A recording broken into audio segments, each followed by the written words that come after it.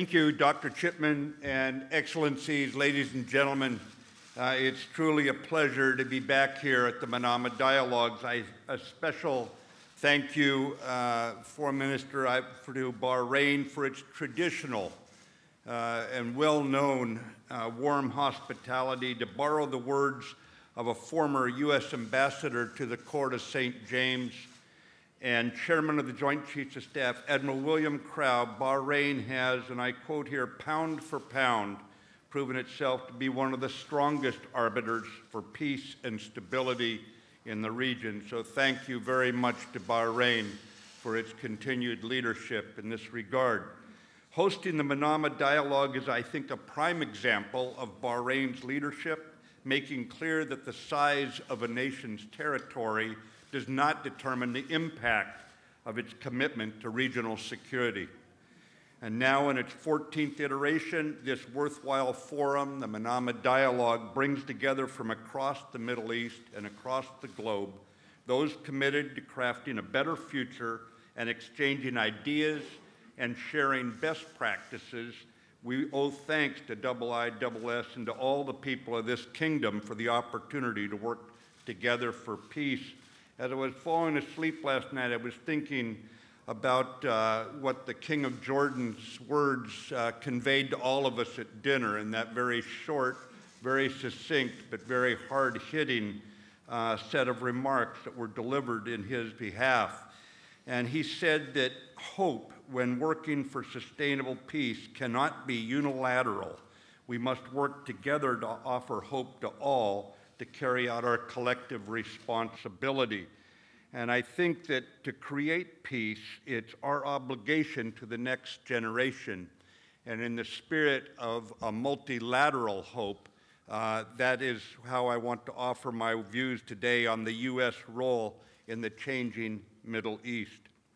I think more importantly, I come to listen to your perspectives because while I frequently visit this region, many of you live here, and I am a good listener. When you have ideas, I take notes. So I'll speak for a few minutes before leaving time for questions, and I look forward at that point to hearing your question, but especially your insight on how we can together further bolster cooperation to meet our shared challenges in the region. Today, to quote former Secretary of State George Shultz, the world is awash in change. The Middle East sits at the center of an increasingly complex security environment impacted by the return of great power competition and enduring threats from actors that seek to undermine the rules-based international order. While some do not share our vision for a peaceful, prosperous, and stable region, the United States remains committed. I am here today. The United States is here in the Middle East, and we are committed to working alongside like-minded partners to reinforce durable and dynamic international responses to regional challenges. For we understand a stable Middle East underpins a stable world. Instability does not respect national borders. It grows and spreads if left unchecked. This region is critical to the international economy. While America may not require Middle Eastern oil for its own internal economy, our markets rely heavily on it. And beyond economic factors, the people of this region deserve peace just like everyone else. Like-minded nations here today do not seek war or conflict, yet we cannot ignore the malign influence and destabilizing behavior pursued by violent extremist organizations and by Iran's outlaw regime, to borrow U.S. Secretary of State Pompeo's recent words. And so therefore, today, I reiterate the United States stands against Iran's proliferation of advanced conventional weapons and its provision of financial and technical assistance to lethal militants amid proxy terrorists and others across the region they support, their impact being on display in Yemen, in Syria, Lebanon, Iraq, and even here in the Kingdom of Bahrain. In Yemen, Iran continues to export missiles, rockets, and unmanned aerial systems the Houthi militants in violation of United Nations strictures. Over the past 18 months, Houthis have launched more than 100 missiles at Saudi Arabia, including civilian targets like the King Khalid International Airport. Iran's support prolongs and expands the conflict in Yemen, adds to humanitarian suffering, threatens critical waterways, and disrupts efforts for sustainable peace. In addition, al-Qaeda leadership's use of Iran as a safe haven, widely acknowledged amongst extremists, is unacceptable to the international community and senseless in terms of what is in the best interest of the unfortunate Iranian people saddled with a regime focused on creating pandemonium and violence beyond its borders. We stand against Iran's unsafe, even reckless behavior in the maritime domain, like the July attacks on international shipping by Iranian-supplied Houthis in the Bab el-Mandab. These behaviors flout freedom of navigation and disrupt maritime security and global trade. We stand against Iran's conducting destructive and costly cyber attacks against sovereign nations and corporations. We stand against its testing and proliferation of missile systems in contravention of international mandates, irresponsibly spreading these threats to Syria, Lebanon, Yemen, and elsewhere. The fact they operate through proxy forces does not lessen the Iranian regime's culpability, nor will it lessen their accountability by the international community. And we will not stand idly by any attempt by the Iranian regime to pursue a nuclear weapon. As President Trump has made clear, the United States recognizes the Iranian regime does not speak for the Iranian people, who have a right to live and prosper in a safe, secure, and peaceful region. An Iranian regime that ignores the needs of its citizens feels free to escalate and initiate costly conflicts that serve no one's interest. Nothing is more emblematic of Iran's malign activities in the Middle East than its support for Assad's murderous regime. This support, coupled with Russia's repeated vetoes of United Nations Security Council resolutions, is the leading reason Assad remains in power. Russia's opportunism and willingness to overlook Assad's criminal activities against his own people evidences its lack of sincere commitment to essential moral principles. Today, I make clear Russia's presence in the region cannot replace the long-standing, enduring, and transparent U.S. commitment to the Middle East, one that I reiterate today without reservation. We stand with our partners who favor stability over chaos, and we support unity of effort among our nation's militaries in response to shared threats and challenges. For in such unity is the real power to set and to maintain peace. This year, the United States released its first national defense strategy in more than a decade. In addition to prioritizing the threats we face in today's complex landscape, the strategy highlights the critical importance of strengthening existing alliances and partnerships, while also forging new relationships with like-minded nations. Our logic is simple. Nations with allies and partners thrive, while those who view others only as vassals or dependents to be exploited wither. Within this region and beyond, even in the midst of current challenges, there is immense opportunity for cooperation alongside those who share a vision for a peaceful, prosperous, and free world, one underpinned by the rule of law at home and internationally.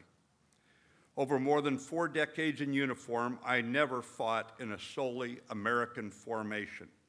I always served in coalitions, in most cases alongside troops from the nations gathered here today.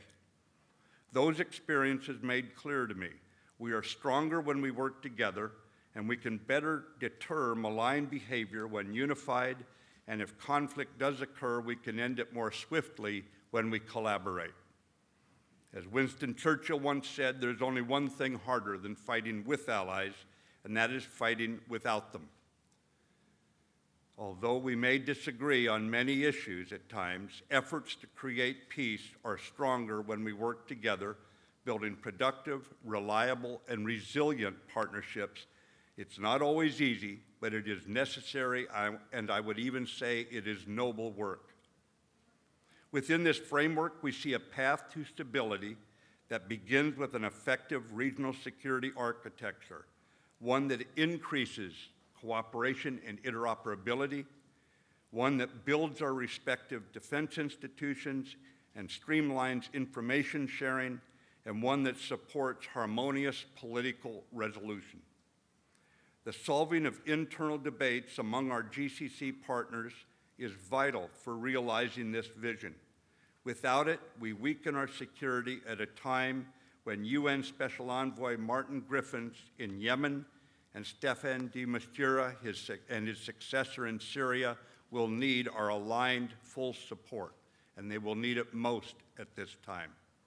That is why the United States supports ongoing discussions to explore the formation of an inclusive Middle East strategic alliance, what we call MESA, a concept born here in this region and one that brings together all partners to productively and effectively address shared challenges.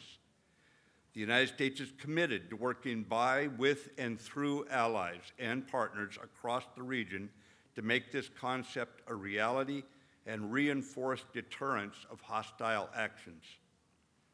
The power of collaboration is evident in all we have accomplished and continue to achieve together to counter destabilizing behavior from the maritime, cyber, air and missile domains, and to counter proliferation and counterterrorism. There have been successes, we know. In the maritime domain, the United States will continue to work alongside your nations to ensure freedom of navigation and transit of international waters. And here I must note the Bahrain Navy's command earlier this year of the Combined Counter-Piracy Task Force 151 outside the Gulf. Our Fifth Fleet, based here in Bahrain, and our coalition maritime partners remain resolute in our determination to keep the seas free from illegal interference and illicit trafficking in weapons, in drugs, and in people by patrolling together in these waters and conducting joint maritime security operations to permit peaceful commercial use by all nations engaged in lawful pursuits. In the cyber domain, the Department of Defense will continue to share with our partners the cyber lessons that we have learned as we work together to strengthen your resilience against destructive cyber attacks on critical systems. Further, we stand ready to support our partners and allies should nefarious actors attack them in the cyber domain. In the air and missile domain, the United States will continue to strengthen partner defenses by sharing our best technology, permitting these nations to defend their populations. We will help disrupt malign proliferation of missiles and related technologies, identify and share opportunities to enhance counter-unmanned aerial systems efforts, and retain capable air and naval aviation aircraft in the region to detect, deter, and if necessary, confront aggression. I should note here that several nations on the front line confronting air and missile threats have shared their invaluable lessons learned with us, so this is clearly a mutually beneficial effort. Our combined Air Operations Center in Qatar, with representatives from 17 countries, serves as a sentinel against air and missile threats in the region, and we will continue to work with other parties to bolster missile defense more broadly. For in this domain, like so many others, no nation can protect its population alone when a missile can swiftly pass over numerous borders to strike. In the counter-proliferation domain, the United States remains committed to working with our partners to ensure weapons of mass destruction stay out of the hands of destabilizing and irresponsible actors far too likely to use them. Across the region, we will work to bolster the capabilities of our regional partners and allies to confront enduring and emerging terrorist threats, sharing intelligence and thwarting nations that leverage terrorism, showing contempt for your sovereignty in their bid to undermine regional stability in pursuit of their radical ideologies. In that pursuit, the Defeat ISIS coalition continues to make critical strides by working together in supporting the Iraqi military. They have liberated ISIS-held territory, and the physical caliphate in Syria has diminished to less than 2% of the land Daesh once controlled. Yet the fight is not over, and we must not grow complacent. In Syria, the 70-nation coalition will continue to root out ISIS remnants and expand space for our diplomats to negotiate for long-term peace in that war-torn country where Assad remains in power only due to the support of Russia and the Iranian regime. We will remain engaged in the fight against extremists as long as they present a clear and present danger to our security and allied interests. But the Syrian conflict requires a political resolution, and we appreciate our partners' tireless efforts to guide the Geneva process under the UN Security Council Resolution 2254. We are deeply aware of the sacrifices many of our partners have made in this effort and continue to make in dealing with the effects of Assad's violence against his own people. Our nations keenly recognize that any battlefield is also a humanitarian field for the innocent caught up in war. I commend those nations, particularly Turkey, Jordan, Lebanon, which have offered safe haven to millions of refugees while proactively countering radicalization among the displaced and vulnerable Syrian people. Thank you for your ongoing efforts to promote stability and to limit further human suffering among a people who have suffered far too much for far too long. The United States also seeks to bolster conditions for peace in the Yemen conflict. As a step toward stabilization, we strive to build the capacity of legitimate Yemeni security forces while strengthening our regional partners' defensive capabilities. I reiterate U.S. support for our partners' right to defend themselves against Iranian-supplied Houthi attacks on their sovereign territory, and at the same time call for an urgent end to the fighting. Going back to what the King of Jordan said, passed in his words last night, in pursuit of this worthy and necessary goal, we resolutely support respected UN Special Envoy Martin Griffiths' efforts to secure a political solution to the war. All wars must eventually end, and the tragedy of Yemen worsens by the day. Enough time has been spent on the subordinate issues. Now is the time to move forward on stopping this war. In November, we must start negotiating the substance of the issues. Compromise must replace combat, and the people must have peace to heal. In Iraq and Afghanistan, the United States stands with NATO and the world's strongest nations, which remain committed to building national security forces capable of defending their populations against threats to their people and their sovereignty. Both nations have conducted elections this year when so-called experts said that would not happen in the face of terror. When skeptics doubted in Iraq and Afghanistan, the people prevailed in the face of it all and the terrorism's efforts. Imperfect the elections may have been, but against the odds, the people still prevailed. Over many years, international troops have fought shoulder to shoulder with Iraqi and Afghan forces. We witness every day the sacrifices the combined forces make to bring security and stability to their homelands. And if the international community will continue to stand alongside them in this effort, they will continue the long, hard journey to peace at home.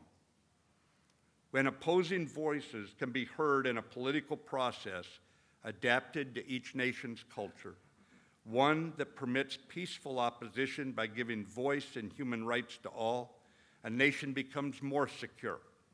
When people can speak and be heard calling for peace and for respect for all, the terrorist message of hatred and violence is not embraced. With our collective interests in peace and unwavering respect for human rights in mind, the murder of Jamal Khashoggi in a diplomatic facility must concern us all greatly. As U.S. Secretary of State Pompeo stated, the United States does not tolerate this kind of ruthless action to silence Mr. Khashoggi, a journalist, through violence. Failure of any one nation to adhere to international norms and the rule of law undermines regional stability at a time when it is needed most. As President Trump noted, we're going to get to the bottom of it. So within our democratic form of government in the United States, we recognize, and President Trump has called for congressional involvement in the matter. Due to the gravity of this situation, I will continue consulting with our President and Secretary of State as they consider the implications of this incident within our broader strategic framework. We will maintain our twin imperatives, as stated by Secretary of State Pompeo, of protecting America and our interests and holding accountable those responsible for this murder. Our Secretary of State has already revoked visas and will be taking additional measures as the situation is clarified. The United States' shared security interests with our Arab and Israeli partners in this region remain, and our respect for the Saudi people is undiminished, a respect solidified in 1945 when President Franklin Roosevelt and Saudi King Ibn Saud met in Bitter Lake aboard USS Quincy. We maintain our strong people-to-people partnership, knowing that with our respect must come transparency and trust, as indicated by President Trump, Secretary of State Pompeo, and European leaders alike. These two principles are vital for ensuring the continued collaboration, because we know that to remain committed, and we are committed, we are going to have continued transparency and security for all in this region, and it is necessary if we're to have a safe and prosperous Middle East. And in the King of Jordan's words from last evening, stability and confidence go hand in hand. We are stronger when we work together for peace. The United States stands ready to continue to work by, with, and through our allies and partners across the region. Working alongside you, we will strengthen your efforts to refine an integrated regional security system that is inclusive of all our partners in the region, one that will serve as a comprehensive mechanism for solving conflict and preserving peace into the future. Today, I look forward to working closely with you to combat malign influence with partnership, to counter destabilizing behavior with cooperation. For without this cooperation, we only strengthen those who mistakenly see their own security in the insecurity of others domestically or internationally. Former U.S. President Ronald Reagan once remarked that lasting peace cannot be secured through the strength of arms alone. The open exchange of ideas ultimately is our greatest security. And now, in that spirit, I look forward to that open exchange of ideas as I take your questions. Thank you very much, ladies and gentlemen.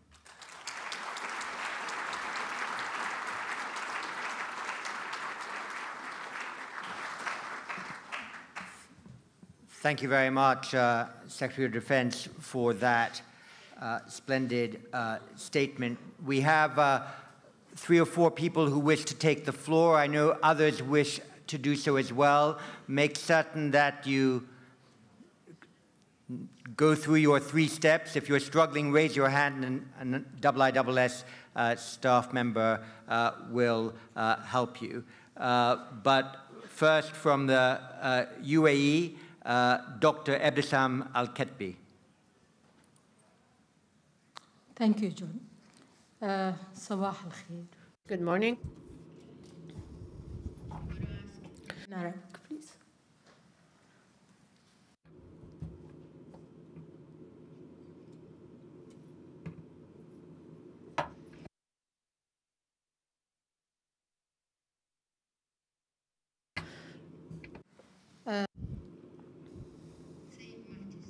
Mr. Mattis, as you said, stability in the region will not happen unless we will stop the expansion of Iran and its militias. And I think that we all in the Gulf area agree regarding this issue.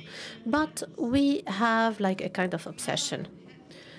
As long as these sanctions and the U.S. policy under the Trump administration give their prosper and give their fruits now during this mandate, do you think that the U.S. policy will go on as it is, or things will change as they have changed or as they have been under Obama? Thank you very much. I think we'll take a few more. Certainly this question of how one deals with Iran's own strategy of working by, with, and through allies, in their case, non-state actors and militia, is an important question. Francois Aisbourg. Thank you, John. Thank you, Secretary Mattis, for your remarkable tour d'horizon. And Jim, I'd like to press you on the issue of U.S.-Turkish relations and more broadly on the role of Turkey in the security of the region. In the wake of the Khashoggi murder in Istanbul, Turkey has taken on a strong, indeed assertive stance. Turkey has also released an American citizen. Under these circumstances, how do you see the future of Turkey's role, both as a NATO ally, indeed an ally of the United States, and as a regional power interacting with the US, notably in Syria, but also here in the Gulf, notably through the defense relationship between Turkey and Qatar? Thank you. Thank you. And from the Kingdom of Bahrain, Dr. Majid Al-Alawi. Thank you. And thank you, Secretary of Defense, for this strong commitment to the peace and security of the region. I have a question. Do you think announcing Jerusalem as the capital of Israel and moving the U.S. embassy there contribute to the security and stability of the Middle East? Thank you. And I'll take one more in this round from Dr. Chung-Min Lee of Korea. Thank you, Mr. Secretary, for your speech. U.S. efforts to control Iran's nuclear program is a cornerstone of the Trump administration's non-proliferation policy in the Middle East. But having pulled out of the JCPOA, what are the implications for ongoing U.S.-North Korea negotiations to completely denuclearize North Korea? And the U.S. also just announced its withdrawal from the INF Treaty. How will this influence the U.S. force posture across the Eurasian rimlands, including the Middle East? Thank you.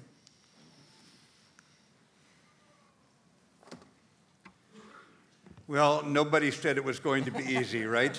But this is exactly why I come to Manama, because this is hard work.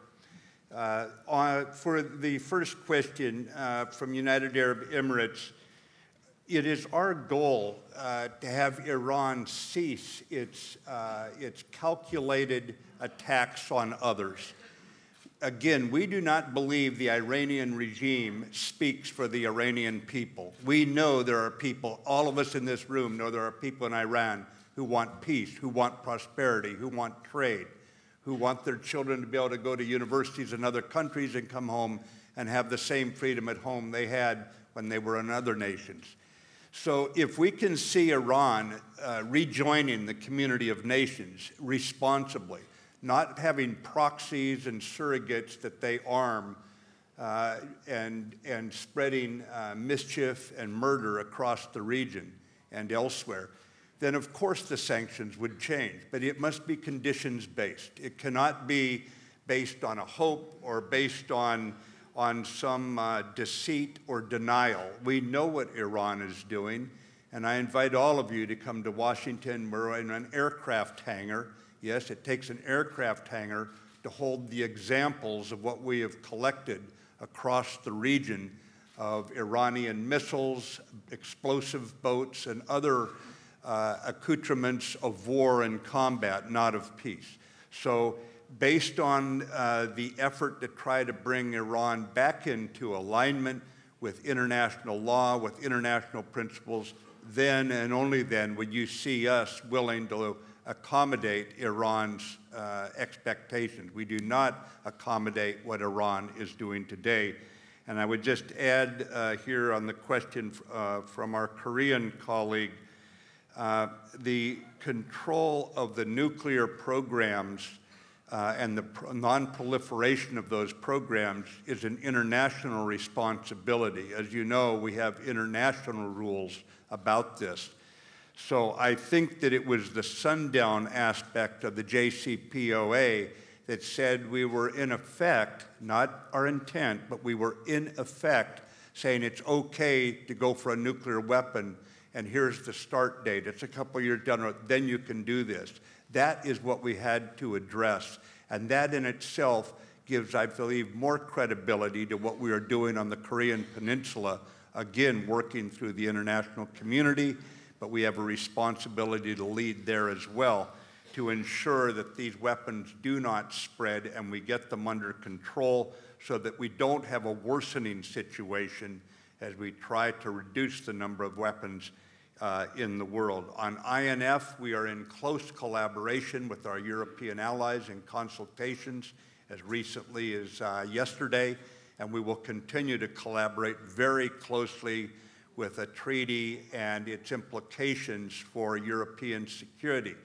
Now, a point to remember here is 2 American administrations, Democrat and Republican, have worked for nearly 5 years to bring Russia back into compliance. Remember, there's only 2 nations that signed this treaty, and one of them has been out of compliance for years. We have met diplomatically, and it's been unproductive over 2 administrations. Eventually, we have to look reality in the eye. That is not to mean that we are walking away from arms control, but arms control must be more than words on a paper. It must be actions. And so I believe that it actually strengthens the level of commitment because we do not dance around non-compliance issues and look the other way as if everything is fine. On U.S.-Turkish relations, Turkey is a NATO ally, and throughout this difficult period, as tensions have been introduced by the amount of violence in Syria, and remember, that is the source of the tensions that we are facing today. As we deal with those issues, we have had our military-to-military alliance has remained very strong, very open communications, transparent, trusted. At the same time, even on the broader issues, we have more in common with our NATO ally than we have in uncommon ground. That is simply not the case, that it would in some way dominate. We do have some very vexing issues, but I see Turkey's role as we move forward here with progress that you noted in a couple of key areas, as having more traction for coming back together on those issues where we've been apart, and we are committed to doing so. Dr. Alawi, on Bahrain, it was about contributing to stability, whether or not the announcement of an embassy going to Jerusalem contributed to stability or not. I think the most important thing is that we have a commitment to the Middle East peace process. That is the important piece. Now, we have had a consulate in Jerusalem for a long time, and I don't discount the symbolism of moving our embassy to Jerusalem. But it was in no way intended to slow the peace process. It is intended to show the reality of what Jerusalem is. It is also part and parcel, we believe, of how we move forward with the Palestinian situation and guarantee them the hope that the Jordanian king spoke of yesterday, that hope cannot be unilateral. It must be multilateral. It must include the future, a better future for the Palestinian people. And in that regard, I do not believe that the movement of the embassy there in any way throws off our commitment to bringing the Palestinian people home to a better future. We remain committed to that right now. It is a routine discussion in Washington, D.C. at the highest levels about how do we move both peoples forward toward peace and stability and a positive future. Thank you very much. So I'll take another round, 3 or 4 more. The first is Tobias Elwood, Parliamentary Under-Secretary of Defense in the United Kingdom. Tobias. Secretary, really good to see you here and recommit your energies, United States energies, to this region. You spoke of the erosion of the rules-based order, and you gave examples of how complex and dangerous our world is becoming, challenges from state and non-state actors. It's as if we're no longer at war, but we're certainly not at peace. We're almost at constant conflict. My question is about the organizations perhaps created after the Second World War, whether they're up to date, whether they're capable of dealing with, legally dealing with the challenges that we face. Many of the attacks that take place, cyber attacks and so forth, you could argue as being sub-Article 5 from a NATO perspective. And the United Nations Security Council that we all look at and want to support is thwarted in its efforts to hold countries to account because of the veto. Is it time for like-minded nations to look and to update these organizations that we seek to hold nations that go rogue to account? Thank you. And from the United Arab Emirates, Rasha Al-Jundi. Yes, please, Secretary Mattis, I just want to ask if there is a formula regarding Yemen peace process, especially when you said you talked about the compromises that should be done to reach peace there, and with the Iranian backing the Houthis. Do you think that the Gulf countries can back a peace plan and in the same time accomplishing and preserving their security from the Houthis attack, especially in Saudi Arabia? Thank you. Thank you. And Betsy Matheson, based here in Bahrain. Good morning. Thank you, Secretary, for your remarks. Here in the Kingdom of Bahrain, we do believe very strongly that religious freedom is the foundation towards peaceful coexistence for all people. I'm the Deputy Chairman of the King Hamad Global Center for Peaceful Coexistence, created this year by His Majesty King Hamad. He has also written a very powerful and no-nonsense document called the Kingdom of Bahrain Declaration, calling for religious freedom and peaceful coexistence for all. Secretary Mattis, you mentioned something very important, that stable and peaceful nations need people to have the right to be able to stand up and call for peace. And we see hate crimes on the rise around the world, particularly religious-themed hate crimes. And so we call on all people and we ask the United States, will you work with the King Hamad Global Center for Peaceful Coexistence? Will you read and adopt and share the words of His Majesty in the Kingdom of Bahrain calling for this right for all people? And how important have you considered this as another weapon? You have nuclear weapons, we have talked about cyber threats, but we often forget that insidious cancer, which is the poisonous ideology of terrorists whose voices we allow to be louder than ours. Thank you. Thank you. And I'll take 2 more. Nabil Fahmy from Egypt.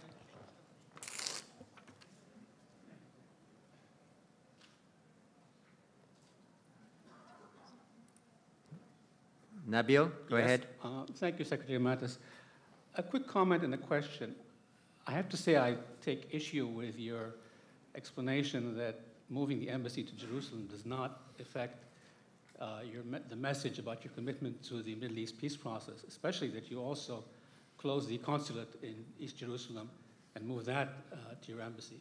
But my question really is, could you elaborate a little bit on U.S. role in the situation in Libya, which is another problem area in the Middle East? Thank you, sir. Thank you. And last, from the United States, Dr. Mara Karlin. Thank you, Secretary Mattis. Given the National Defense Strategy's focus on China and Russia, And in light of recent steps, like the removal of an aircraft carrier from the Gulf and key missile defense systems, could you share with us your thinking on reshaping U.S. military posture in the Middle East?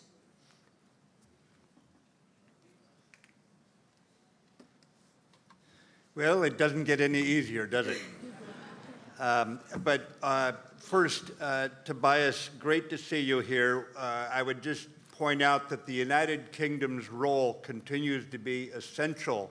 I'm reminded that the Deputy Commander of the U.S. Fifth Fleet here in Bahrain is a Royal Navy officer. It shows the collaboration that many nations exercise because, as the Crown Prince of UAE has said, because the area is so critical to the international economy, we need international support to maintain stability in the area. And UK has been at the very forefront of carrying that kind of commitment forward, not just on military, but also on diplomatic and a host of other areas, to include the medical collaboration that allows an exchange of the top flight technology, medical technology. Why do I bring it up? Because it's important we always expand this problem in order to truly address it of security and stability. You don't want to address it narrowly, and United Kingdom has been one of those with the most mature outlook on this. But as far as the post-World War II organizations, the United Nations, coming out of Bretton Woods, we saw the International Monetary Fund and the World Bank. It was designed so that desperate people in economic privation would not turn to Mussolini's. They could turn to a lender of last resort. There are other organizations and structures that have come out, and do we need to update them? Absolutely, they must be updated. In America, we are now permitting our folks to invest, our government to invest basically differently with our foreign aid rather than having it narrowed. That allows us to more broadly address the needs of the changing world that we see. So yes, it needs to be updated, but we must remember the first principles. Why did we have the IMF? Why did we have the World Bank? And as we update these organizations, we have to remember, again, going back to the very good words of the King of Jordan last night, we have got to be able to instill hope. We do not want people feeling hopeless and then wonder why they lash out.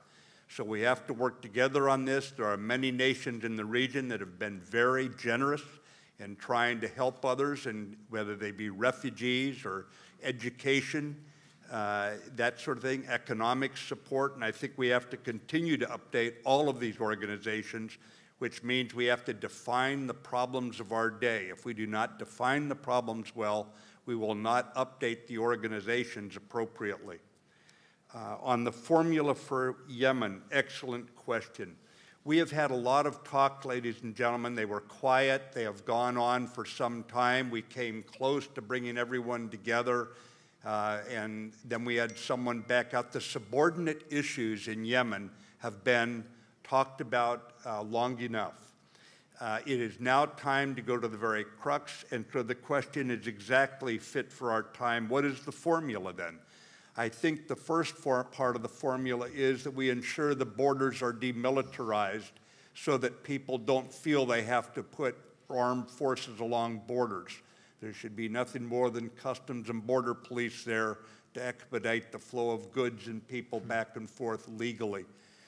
Secondly, I think the de-weaponization, demilitarization on the high scale. I'm talking there's no need for missiles anywhere down in Yemen right now. No one is going to invade Yemen. We are going to come back to the UN-supported government, one that gives the traditional homelands for the traditional peoples, for everyone to be in their own area. No need to take over other parts of the country, and let the diplomats work their magic right now. But it has to start, I think, along those two lines.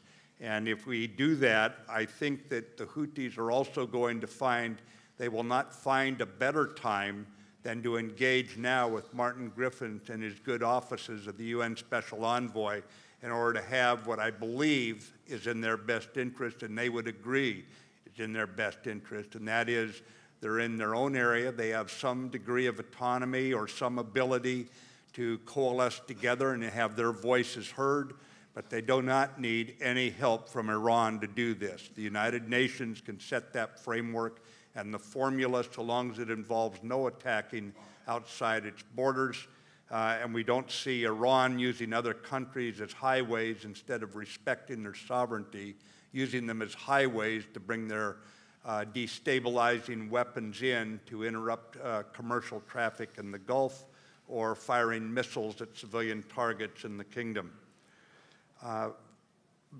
That was a great point, ma'am, about His Majesty's statement on religious tolerance. And I would just point out to all of us here something that is well known to those of us who are familiar with the region, but Bahrain has always had that level of tolerance for people's expression of whatever religion was intimate to them. And I think that as far as the hate crimes, it's almost like we're losing our fundamental friendliness toward one another as people. We're losing a sense of common shared destiny on this planet. And why people are becoming more tribal, why this is becoming manifested in religious terms, I think we need to turn to countries like Bahrain who'd say this is not the way we have been for many, many years.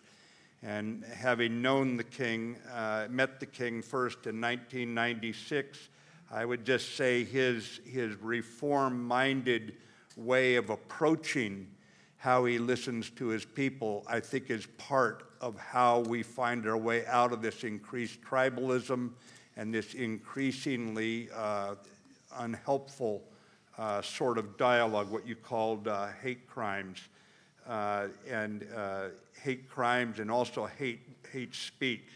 But I think it is very important, and you have our commitment that we will, of course, work, since this is so consistent, what His Majesty has set up with his center. This is so consistent with what America stands for.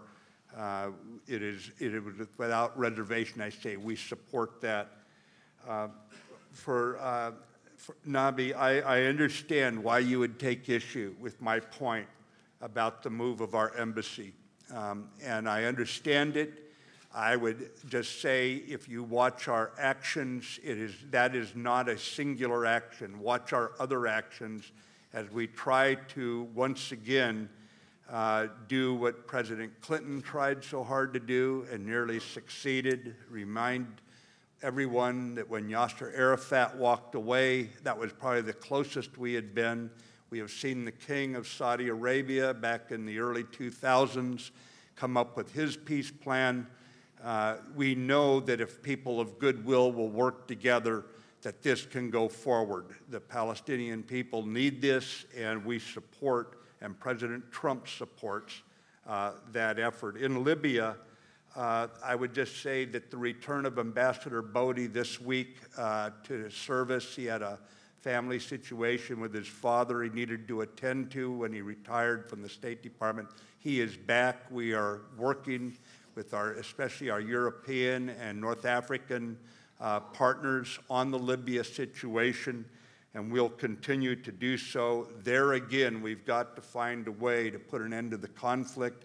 I don't have any good ideas on that one right now, but I think the right people are working it to craft what the framing principles should be as we go forward. The last question about the national defense strategy and the focus on China and Russia. You know, as I look at my responsibilities, I often see where military aspects are only part of a solution. And oftentimes, if you were to ask me what my real job is, you know I'm the Secretary of Defense. I'm responsible for military options and collaboration with our partners and allies. But my real job is to try to maintain the peace, or what passes for peace, for one more year, one more month, one more week, one more day, so the diplomats can carry out their responsibilities.